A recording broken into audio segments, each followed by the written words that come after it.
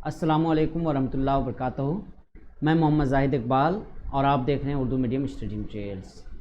आज हम लोग चौथी जमात की मेरी किताब से एक नए सबक का मुताला करने जा रहे हैं। ये सबक है रविंद्रनाथ टैगोर से मुतालिक, सफ़ा नंबर 90। तो चलिए सबक की जानिब। और इस दौरान आपसे एक दरख्वास्त है कि अगर आपने अब तक हमारे चैनल को सब्सक्राइब नहीं किया है तो जल्द अज जल्द हमारे चैनल को सब्सक्राइब कर लें और बेल आइकन को ज़रूर दबाएं ताकि बर वक्त आपको हमारे वीडियोस की नोटिफिकेशन मिलती रहे। तो रविंद्रनाथ टैगोर को हम लोग आज पढ़ेंगे। टैगोर मोहताज तारुफ नहीं है। हम लोग टैगोर के बारे में इससे पहले भी कई चैप्टर और क्लास 2 ही से पढ़ रहे हैं। क्लास 2 में भी हम लोगों ने पढ़ा था। तो टैगोर के बारे में अब हम लोग क्लास 4 में भी पढ़ रहे हैं। तकरीबन हर क्लास में ही टैगोर का कुछ ना कुछ है और होना भी चाहिए कि हमारे कौमी शायर हैं, शायर अज़ीम। तो हमारा कौमी तराना जन गण मन भी उन्हीं का लिखा हुआ है जो यहाँ पे आपके सामने है। तो चलिए हम लोग सबक की तरफ चलते हैं। प्यारे बच्चों, तुम रोज़ाना स्कूल में दुआ के बाद कौमी तराना जन गण मन गाते हो। हमारे स्कूलों में भी जन गण मन पढ़ा जाता है। पता है तुमको हुब्बुल वतनी का ये तराना किसने लिखा था? इसे हिंदुस्तान के अजीम शायर रविंद्रनाथ टैगोर ने वतन परस्ती के जज्बे से सरशार होकर हिंदुस्तान की तारीफ में लिखा था। ये जो कौमी तराना है ये किसने लिखा था? टैगोर ने लिखा था। रविंद्रनाथ टैगोर 7 मई 1861 ईस्वी को कलकत्ता में पैदा हुए। कब पैदा हुए? 7 मई 1861 ईस्वी को।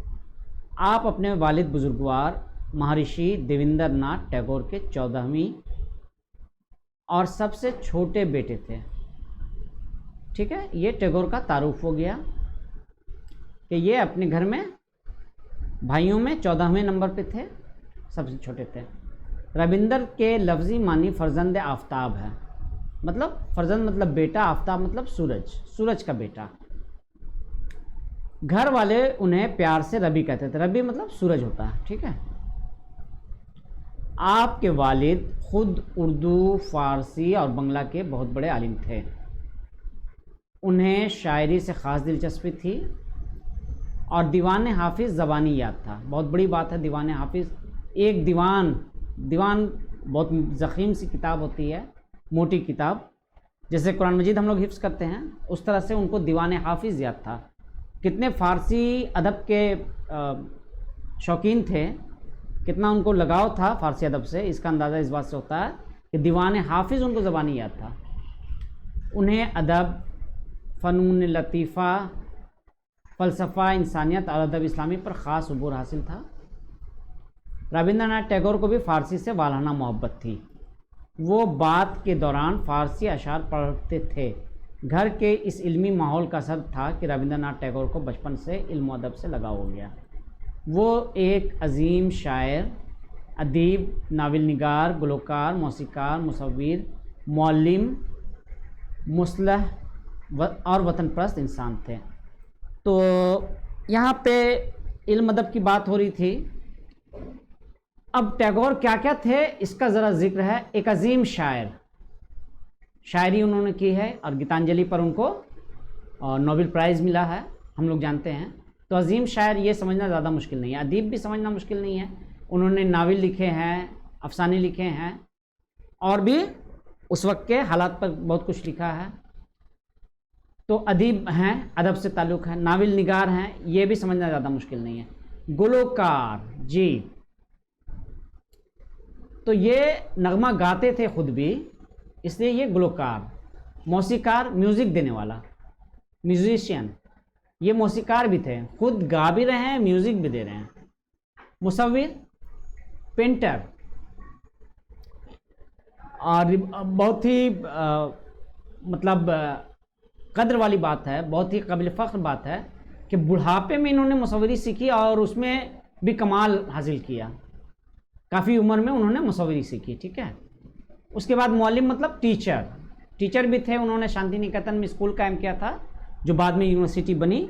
तो सर सैयद की तरह ये भी तालीम से भी ताल्लुक़ रखते थे। मुस्लिह, इस्लाह करने वाले। हाँ, उस दौरान हमारे हिंदुओं में भी मुसलमानों में भी बहुत सारी समाजी बुराइयां थी और बहुत सारे रस्म रिवाज आज भी हैं हम लोगों के दरमियान। तो टैगोर ने, सर सैयद अहमद ख़ान ने और इन जैसी दीगर शख्सियात ने उनमें बेहतरी लाने के लिए बहुत काम किया। बताया कि उस सब की ज़रूरत नहीं है, ठीक है। मज़हब बहुत सादा सी चीज़ है और उस पर अमल करना मज़हब पर ज़्यादा मुश्किल नहीं है। तो हम लोगों को ज़्यादा दिखावे में नहीं जाना। वतन प्रस्त थे, वतन से मोहब्बत थी, ठीक है। रविंद्रनाथ टैगोर ने एक ज़मींदार घराने में आँख खोली थी, लेकिन इसके बावजूद भी उनकी सादा ज़िंदगी काबिल रश्क थी। जितने भी बड़े लोग गुजरे हैं उनकी ज़िंदगी सादा हुआ करती है। तो टैगोर भी एक अजीम शख्सियत थे, इनकी ज़िंदगी भी सादा थी। कितनी सादा थी आगे जिक्र आएगा। वो सादा लिबास पहनते थे। हाँ, आजकल हम लोग तो जीन्स के लिए, टी शर्ट के लिए और भी अलग अलग मौक़ों से अलग अलग ड्रेस के लिए अब्बू अम्मी को परेशान करते हैं, है ना। लेकिन टैगोर बहुत सिंपल कपड़ा पहनते थे। तो चलिए हम लोग आगे चलते हैं सबक की तरफ। खाने में किसी किस्म का तकल्लुफ़ नहीं। आज हमारे खाने में मुख्तलिफ़ तरह की चीज़ें होनी चाहिए, है ना। ये क्यों नहीं है, वो क्यों नहीं है, तो इससे चटोरपन जाहिर होता है। जबकि टैगोर सादा खाना खाते थे, हमेशा सादा खाना खाते थे। टैगोर को मौसीकी से भी कुदरती लगाव था, म्यूज़िक से लगाव था। उन्होंने अपने गीतों पर खुद धुनें बनाई। धुन बनाना बहुत आसान काम नहीं है और उसके लिए काफ़ी रिहर्सल और काफ़ी गौर व फिक्र की ज़रूरत पड़ती है। तो ये काम उन्होंने खुद किया और उसको अल्लाह ताला ने बहुत मकबूलियत भी दी। उनकी बनाई धुनें बंगाल की सबसे ज़्यादा मकबूल संगीत बन गई, जिन्हें आज भी रविंद्र संगीत के नाम से जाना जाता है।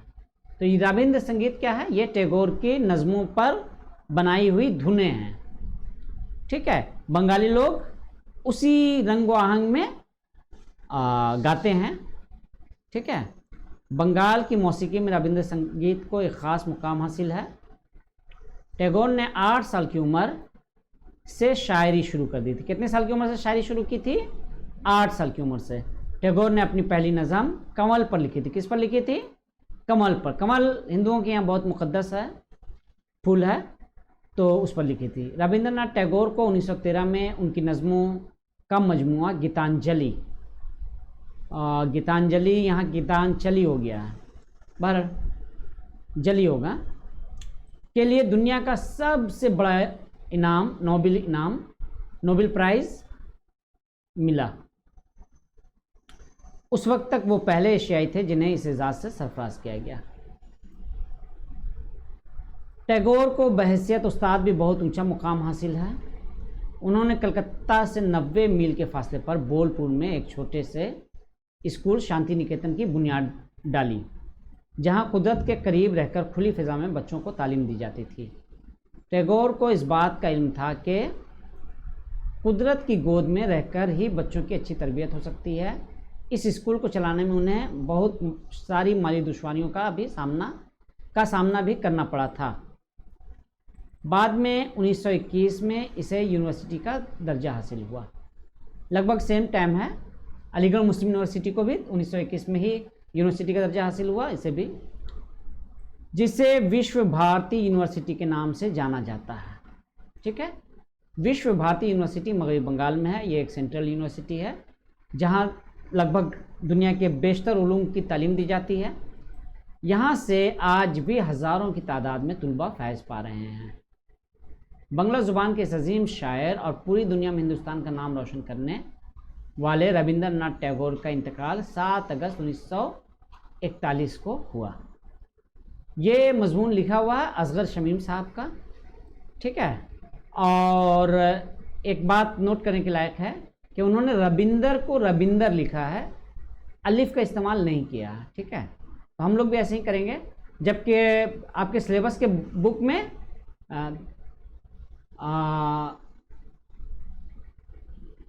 अलिफ के साथ दूसरी किताबों में। ठीक है, तो बहरहाल चलिए आगे चलते हैं। दोनों ही सही है, कोई मसला नहीं है। यह है शांति निकेतन की तस्वीर और वहाँ पे जो बिल्डिंग है। पढ़ाई यहाँ नहीं होती है, यहाँ पे मुख्तलिफ दफातर हैं और ठहरने का इंतज़ाम है बच्चों के। पढ़ाई होता है खुले फिज़ा में वहाँ। अच्छा, अब आइए मश्क में आते हैं। अल्फाज़ व मानी, इसको क्या पढ़ेंगे? अल्फाज व मानी नहीं पढ़ेंगे, अल्फाज व मानी। ठीक है, अल्फाज हुब्बुल वतनी, हुब्बुल वतनी का मतलब वतन की मोहब्बत। आलिम दाना, बहुत पढ़ा लिखा। मुसव्विर तस्वीर बनाने वाला। मुसल्लह मुसलह इस्लाह करने वाला। फ़िज़ा हवा। अज़ीम बड़ा। उबूर किसी काम में खूब महारत होना। मुअल्लिम उस्ताद इल्म सिखाने वाला। एजाज़ इज़्ज़त रुतबा। फैज़ मतलब फ़ायदा नफ़ा। तो अल्फाज मानी हम लोगों ने पढ़ लिया। अब आगे सफ़ा नंबर 94 और 95 में सवाल जवाब है। तो सवाल जवाब की जानिब आते हैं, देखते हैं हम करवा सकते हैं कि नहीं, और अगर करवा पाए तो इंशाल्लाह हम करवा देते हैं, और नहीं तो फिर जाकिर सर आप लोगों को करवाएंगे। तो पहला सवाल है, रविंद्रनाथ टैगोर कब पैदा हुए? कब पैदा हुए रविंद्रनाथ टैगोर? 7 मई 1871 ईस्वी में। चलिए लिखने की कोशिश करते हैं। 7 मई 1861 ईस्वी में। ठीक है, 1861 ईस्वी में। जुमला सवाल के मुताबिकत में आप लोग इसको मुकम्मल कर लीजिएगा कि रविंद्रनाथ टैगोर 7 मई 1861 ईस्वी में पैदा हुए। हमने बस इतना ही लिखा। ठीक है, आगे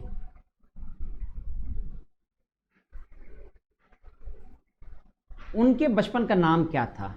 उनके बचपन का नाम क्या था बच्चों?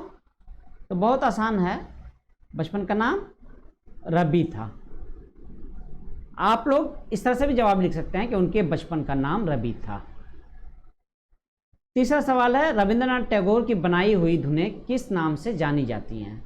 तो जवाब होगा रविंद्रनाथ टैगोर की बनाई हुई धुनें रविंद्र संगीत के नाम से जानी जाती हैं। किस नाम से? ये जो किस नाम है, यहाँ देखिए, किस नाम की जगह में यहाँ पे रविंद्र संगीत आएगा जवाब में, बल्कि पूरा लिखना होगा। तो हम यहाँ पे सिर्फ रविंद्र संगीत लिखते हैं। चलिए, रविंद्र संगीत। ठीक है बच्चों। चौथा सवाल है, रविंद्रनाथ टैगोर ने किस उम्र से शायरी की थी, शुरू कर दी थी? तो यहाँ पे सवाल में क्या है, किस चीज़ पर जोर है? किस उम्र पर। किस उम्र पर यहाँ पर लिखना होगा रविंद्रनाथ टैगोर ने 8 साल की उम्र से। ठीक है, तो लिखते हैं हम लोग 8 बरस की उम्र से शायरी शुरू कर दी थी। रविंद्रनाथ टैगोर को नोबेल इनाम कब मिला? कब मिला? 1913 ईस्वी में मिला, है ना जी। तो वो भी लिख देंगे हम लोग। ये देखिए यहाँ पे असल में सवाल में यहाँ कब की जगह कब लिखना होगा? लिखना होगा 1913। आप पूरा भी लिख सकते हैं, रविंद्रनाथ टैगोर को नोबेल इनाम 1913 ईस्वी में मिला। ठीक है, तो ये हम लोगों ने सवाल जवाब हल कर लिया। खाली जगहों को भरिए। ये तो आप लोग बिल्कुल आसानी से कर लीजिएगा, फिर भी बता देते हैं। आपके वालिद खुद, आपके वालिद से मुराद टैगोर के वालिद खुद किस किस चीज के बड़े आलिम थे? उर्दू, फारसी और बंगला के। ठीक है, तो यहां पे लिख देते हैं उर्दू, फारसी और बंगला के बड़े आलिम थे। रविंद्रनाथ टैगोर को भी किससे वालाना मोहब्बत थी? फारसी से। अच्छा, ऊपर फारसी से। उस वक्त फारसी हाँ, फारसी उस वक्त दफ्तरी ज़ुबान रही होगी, या फिर मतलब बस हटाया ही गया होगा उसी वक्त। पहले फारसी यहाँ हिंदुस्तान की दफ्तरी ज़ुबान थी, और अंग्रेज़ों ने बंगाल को जब, कलकत्ता को जब राजधानी बनाया था, तो फारसी ही उस वक्त सरकारी ज़ुबान थी। बाद में कुछ दिन के लिए उर्दू किया गया, फिर इंग्लिश को। टैगोर को से भी कुदरती लगाव था। किससे? मौसीकी से। किससे कुदरती लगाव था बच्चों? मौसीकी, मौसीकी से कुदरती लगाव था। बंगाल की मौसीकी में किसको एक ख़ास मुकाम हासिल है? रविंद्र संगीत को। टैगोर ने 8 साल की उम्र से क्या शुरू की? शायरी। रविंद्रनाथ टैगोर ने अपनी पहली नज़म कंवल पर लिखी थी। तो ये हो गया हम लोगों का। अब आते हैं मुज़क्कर और मुन्नस की जानिब। जज्बा क्या है, मुज़क्कर या मुन्नस? मेरा जज्बा, उसका जज्बा। चलिए, जज्बा मुज़क्कर है। असर, उस काम का असर ये हुआ। असर भी मुज़क्कर है। मेरी गीत, गीत मुअन्नस है। इनाम मिला, इनाम मुज़क्कर है। गोद, मेरी गोद में उसने परवरिश पाई, गोद मुअन्नस है। उबूर, उसने उबूर किया, उबूर मुज़क्कर।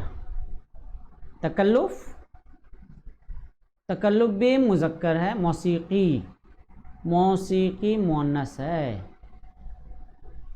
फ़िज़ा, हिंदुस्तान की फ़िज़ा, फ़िज़ा भी मुअन्नस है। तरबियत, उसकी तरबियत हुई। ओह सॉरी, हमने तरबियत ही लिख दिया। तरबियत भी मुअन्नस है। ठीक है बच्चों, तरबियत भी मुअन्नस है। तो ये हम लोगों का सॉल्व हो गया। आगे चलते हैं, बहुत इजी है। अल्फाज और ज़िद। आलिम का ज़िद जाहिल। चलिए, जिंदगी का, बड़ा का,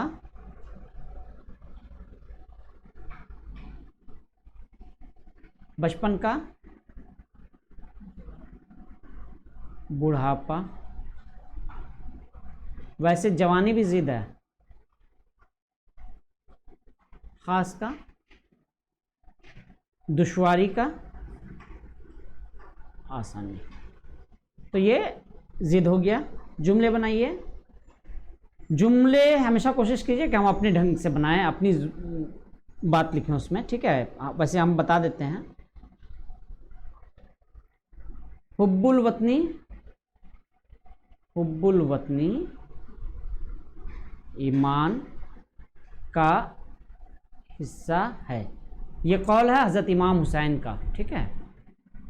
संगीत, टैगोर की रविंद्र संगीत बहुत मकबूल है। तकल्लुफ़, तकल्लुफ़ में है तकलीफ़ सरासर। तकल्लुफ़ की क्या ज़रूरत थी, बोलते हैं ना हम लोग कि क्या ज़रूरत है तकल्लुफ़ करने की। ठीक है। मौसीकी,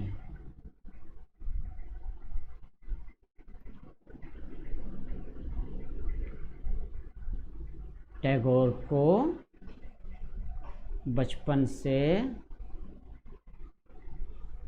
मौसीकी